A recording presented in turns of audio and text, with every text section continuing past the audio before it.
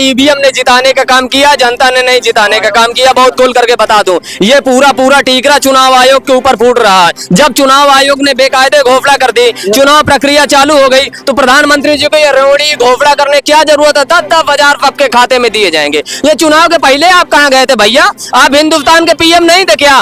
पहले आपको 10,000 दे देना चाहिए। ये पैसे के दम पर वोट खरीदने का काम कर रहे हैं। बिहार का इतिहास है कि बिहार में जब 60% से ज्यादा का वोटिंग हुई है, हर बार लालू यादव मुख्यमंत्री बने। लेकिन पहली बार ये हो रहा है कि जहां पर मतदान पहले चरण में 60% ज्यादा हुआ, तो दूसरे में 70% से ज्यादा होने के बावजूद भी तेजस्वी यादव मुख्यमंत्री नहीं बन गए। और नेपाल जैसे हालात भारत में भी होंगे, इसमें दो राय नहीं है। नेपाल जैसी थी भारत में आ सकती संभावनाएं है। बिल्कुल, जब गरीबों को लूटा जाएगा, किसानों को लूटा जाएगा, नौजवानों को लूटा जाएगा, सरकार की ये स्थिति और रवैया रहेगी। मुझे इलेक्ट्रॉनिक चैनल के माध्यम से जानकारी हुई, कई मेरे इष्ट मित्र वहां बराबर गए थे। एक बोरी पर्ची कूड़े के ढेर में कुरई हुई थी, वीवीपैट पर्ची थी, वो भी लालटेन पर्ची। बराबर स्ट्रांग रूम में कैमरा बंद कर दिया जाता है, गाड़ियां आती है, ईवीएम के साथ छेड़छाड़ होती है। सभी लोगों को मैनेज करने के लिए, मीडिया को मैनेज करने के लिए, माहौल बनाने के लिए सबसे ज्यादा सीटें दिखाई जाती हैं। ये बराबर लूट की जा रही है। यदि इनको इतना भरोसा है तो ईवीएम को बंद करके देख लेना।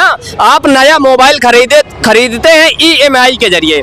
जब आप ईएमआई के जरिए मोबाइल खरीदते हैं और पैसा नहीं दे पाते तो आपका मोबाइल लॉक कर दिया जाता। यही हाल ईवीएम में है। ईवीएम के ये जनता ने नहीं जिताया, इनको बिहार की 13 करोड़ और 7 अर्थात 7 लाख जनता ने नहीं जिताया, इनको वहां की बिहार की ईवीएम ने जिताने का काम किया। भैया ईवीएम ने, इनके अंदर क्षमता है, भरोसा है और वो रखते हैं। तो मैं क्या बताऊं, इनको सीधा बैलेट पेपर में चुनाव करा के देख लेना चाहिए, रिजल्ट सामने आ जाएगा। तो क्या लग रहा है कब तक ऐसे ईवीएम पर ढिढेरा फोड़ते रहेंगे? इसके लिए क्या विपक्ष कुछ तैयारी कर रहा है कि बस ईवीएम को हाथ में लेकर ही ढिंडोरा पीटा जाएगा, हर बार भाजपा का ही जलवा बिखेरा जाएगा? भैया विपक्ष का जो परम कर्तव्य बनता है वो विपक्ष कर रहा है, जनता को जागरूक कर रहा है, जनता समाज को आगे कर रहा है। वो लोकतांत्रिक प्रक्रिया को बचाना चाह रहा है, संविधान को बचाना चाह रहा है, जनता को आगे आना चाहिए। मैं तो बहुत खोल करके बता दूं, यदि ये यही स्थिति करते रहे, लोकतांत्रिक प्रक्रिया के साथ खिलवाड़ करते रहे, अभी हरियाणा में हुआ पानीपत वाले चुनाव के मामले में, जो अभी उसका चुनाव हुआ था, प्रधानी वाला चुनाव हुआ था, आपने देखा कि एक व्यक्ति को जबरदस्ती दिशा देने का काम किए थे। उसमें सीसीटीवी कैमरे में सुप्रीम कोर्ट में जब दोबारा काउंटिंग गिनती कराई गई तो अगला आदमी जिसे ये जिताए थे वो हारा और जो व्यक्ति हारा था वो जीता। यही हाल मेयर के चुनाव में दिल्ली में हुआ था। तो ये बराबर खुलेआम बेईमानी करने का काम करते हैं और यदि ये यही स्थिति करते रहे तो आने वाले समय में हिंदुस्तान में एक क्रांति पैदा होगी और नेपाल जैसे हालात भारत में भी होंगे, इसमें दो राय नहीं है। नेपाल जैसी थी भारत में आ सकती संभावनाएं है। बिल्कुल, जब गरीबों को लूटा जाएगा, किसानों को लूटा जाएगा, नौजवानों को लूटा जाएगा, सरकार की ये स्थिति और रवैया रहेगी।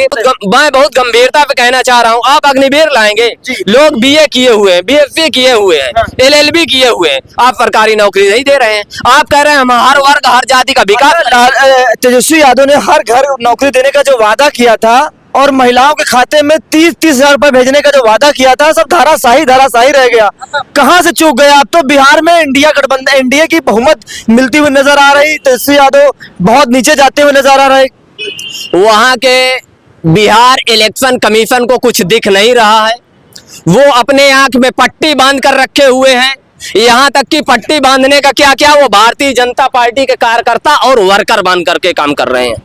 बहुत खुल करके और साफ स्पष्ट आपको बताए देना चाह रहा हूँ, ये सब इलेक्शन कमीशन की देन है और बिहार की जनता की देन नहीं है। बिहार की जनता ने जिस हिसाब से मेहनत किया, संघर्ष किया, उसका खामियाजा ये। और एक मामला और बता दूं, इलेक्शन बिहार का इतिहास है और मैं आपको बताना चाहता हूं कि बिहार का इतिहास है कि बिहार में जब 60% से ज्यादा का वोटिंग हुई है, हर बार लालू यादव मुख्यमंत्री बने। लेकिन पहली बार ये हो रहा है कि जहां पर मतदान पहले चरण में 60% ज्यादा हुआ, तो दूसरे में 70% से ज्यादा होने के बावजूद भी तेजस्वी यादव मुख्यमंत्री नहीं बन गए। ये दुर्भाग्य बिहार का।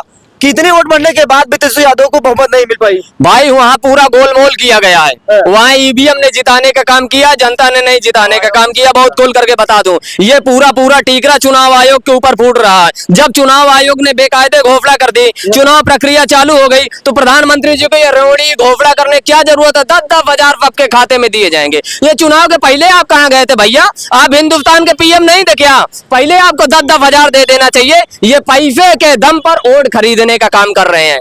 हर लोकतांत्रिक प्रक्रिया के ऊपर ये लोग कुठाराघात करने का काम कर रहे हैं। अब हमारे देश की जनता जाग चुकी है। आने वाले समय में हम अपने उत्तर प्रदेश के मामले में आपको बता देना चाहता हूं, समाजवादी पार्टी की सरकार बनेगी और सरकार बनते ही हम लोगों का प्रयास रहेगा कि हम उत्तर प्रदेश से ईवीएम को खत्म करने का काम करेंगे। अच्छा, अभी उम्मीदें समाजवादियों को है कि 27 में आएंगे? अरे बिहार वाला देखकर कुछ समीकरण बना लीजिए मन में, क्या चल रहा है बिहार पहले देखिए, उत्तर प्रदेश अभी बहुत दिन दूर है। हमारे समाजवादी पार्टी के कार्यकर्ता नेता घर घर जाएंगे, मेहनत करेंगे, क्योंकि वो पीडीए के कार्यकर्ता हैं। हाँ। पिछड़ा, दलित, अल्पसंख्यक और अगड़ा बहुत जल्द 2027 में माननीय अखिलेश यादव जी सीएम बनेंगे और 2029 में हिंदुस्तान के पीएम बनने का काम करेंगे। इसमें दो राय नहीं है। हिंदुस्तान के तीसरे नंबर की पार्टी है तो वो गरीब, किसान, नौजवान, शोषित, वंचित समाज को हक और दिलाने वाली पार्टी है समाजवादी पार्टी, जिसके महानायक है माननीय राष्ट्रीय अध्यक्ष श्री अखिलेश यादव जी। ये भारतीय जनता पार्टी जो आरोप लगाती है कि हम बराबर सबके सम्मान करते हैं, सबके हक और अधिकार को दिलाने का काम करते हैं, बताए नहीं कितने कुलपति माली समाज पे बनाए गए, कितने कुलपति चमार बिरादरी पे बनाए गए, कितने कुलपति चौरविया बिरादरी के बनाए गए, कितने बिरादरी धीवर बिरादरी के कुलपति बनाए गए, माझी बिरादरी के बनाए गए, निफात बिरादरी के बनाए गए, बिंद बिरादरी के बनाए गए। ये मात्र डांका डालने का काम कर रहे हैं। अच्छा। कलेक्टर के मामले में बता दें, कितने कलेक्टर उत्तर प्रदेश में माली समाज पे बनाए गए। ये बताइए, माहौल था कि इस बार तेजस्वी यादव मुख्यमंत्री बनेंगे, क्योंकि बिहार का इतिहास कहता है कि जब 60% ज्यादा मतदान हुए हैं लालू यादव की सरकार बने, लेकिन इस बार दुर्भाग्य है कि 60% पहले चरण में, दूसरे चरण में 70% का मतदान, उसके बाद भी सरकार नहीं बन पाई है। कहाँ से चूक गए आप लोग? सर अगर चोरी बेईमानी ईवीएम से जीतना है हमको तो हम 20% से ही जीत सकते हैं जी। और अगर चोरी बेईमानी धांधली वोट चोरी करना है सर तो इधर उधर कूड़ेदान में फेंकवा दो, ये कर दो, वो कर दो, इससे तो हम 50% में ही जीत सकते हैं। तो पूरा मामला तो हम जिंदगी भर सरकार में ही रहेंगे, चोरी लूट बेईमानी करके। अच्छा, अगर निष्पक्ष चुनाव होना चाहे तो ये तो मैं चुनाव आयोग की जीत मानता हूँ। अच्छा, तो क्या लग रहा है कि ईवीएम सब पूरा खेला हो गया? पूरा खेला हो गया ईवीएम में, इसीलिए हार गए जी। ईवीएम की वजह से बाहर जीत हुई है बस। जी जी।